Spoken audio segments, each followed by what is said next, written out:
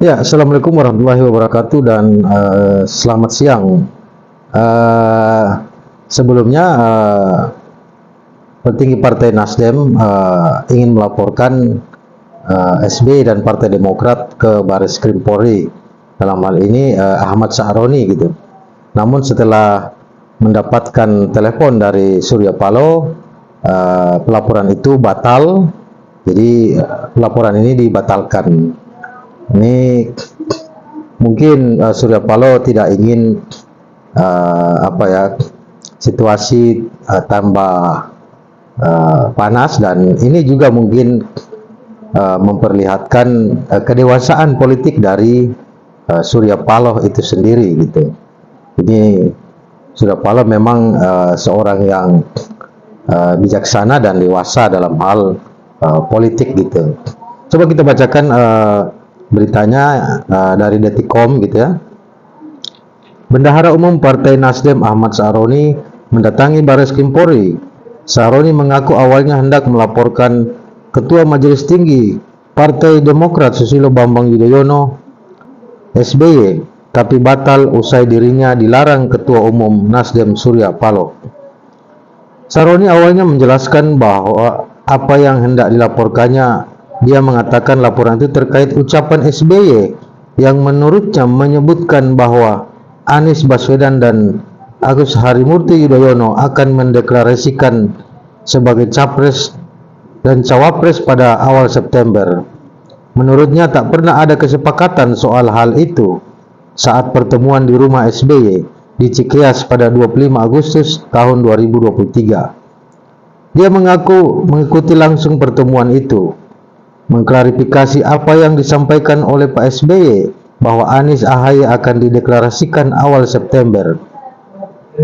Omongan itu saya katakan nggak ada, tapi Pak SBY meminta deklarasi tanggal 3 September itu benar.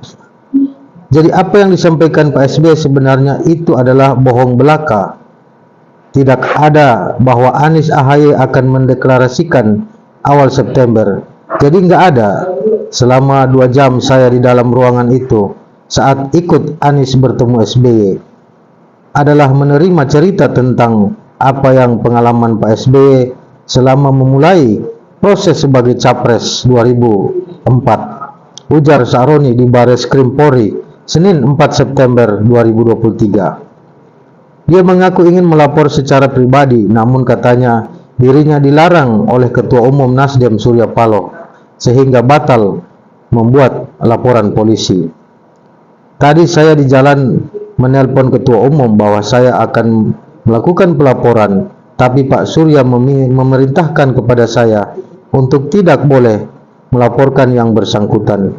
Saya sih sebenarnya udah siap melaporkan, tapi tadi perintah Ketua Umum untuk tidak boleh melaporkan yang bersangkutan, ujar Sahroni.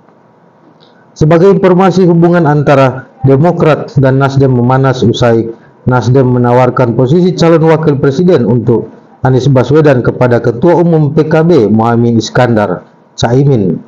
Demokrat kemudian menggelar rapat darurat yang dipimpin oleh SBY. Hasilnya Demokrat memutuskan mencabut dukungannya terhadap Anies Baswedan sebagai calon presiden. Demokrat juga memutuskan keluar dari koalisi perubahan untuk persatuan yang awalnya berisi Nasdem, Demokrat, dan PKS. Jadi pelaporan ini tentang apa yang dikatakan oleh SBY bahwa Anies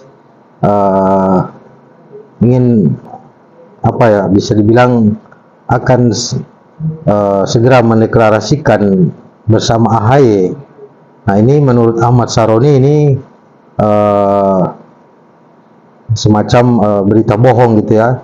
Ini kita lihat, omongan itu saya katakan nggak ada. Nah itu.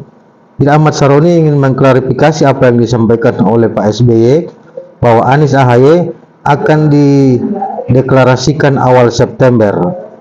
Jadi hal itu tidak pernah ada gitu. Jadi ini artinya Nasdem mulai mengklarifikasi apa yang diucapkan oleh SBY dan sehingga informasi berimbang ini dari versi Nasdem itu tentu menjadi penyeimbang informasi masyarakat yang dalam beberapa hari ini terbawa arus informasi versi dari Pak SBY dan Demokrat gitu, bahwa Anies dianggap sebagai pengkhianat gitu, begitupun Nasdem dianggap sebagai pengkhianat. Tentu hal ini tidak baik karena masing-masing punya versi cerita berbeda dan pandangan yang berbeda, dan ini adalah ruang politik, ruang diplomasi yang sangat cair dan dinamis gitu, sehingga diksi-diksi pengkhianatan yang dituduhkan kepada Partai Nasdem dan Anies tentu itu harus dibatalkan, dan sebaiknya meminta maaf, karena sungguh kasihan. Tuduhan pengkhianatan itu tentu adalah pelecehan terhadap personal seseorang dan partai politik tertentu. Sangat miris, sangat memilukan, dan sangat menyedihkan, karena tuduhan pengkhianatan itu tentu saja sangat jelek, kotor, dan tidak baik gitu. Nah, sungguh kasihan jika masyarakat kemudian terbawa arus narasi seperti ini, yang kemudian juga akan terbawa menuduh Anies pengkhianat dan Partai Nasdem pengkhianat. Tentu Anies Baswedan dan Nasdem akan sangat dirugikan oleh narasi dan diksi seperti ini.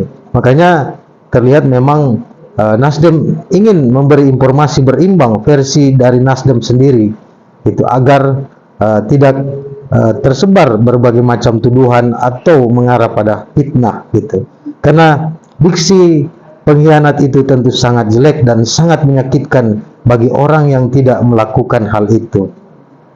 Saya membahasnya, mengulasnya, Anda menafsirkannya. Sekian, Assalamualaikum warahmatullahi wabarakatuh.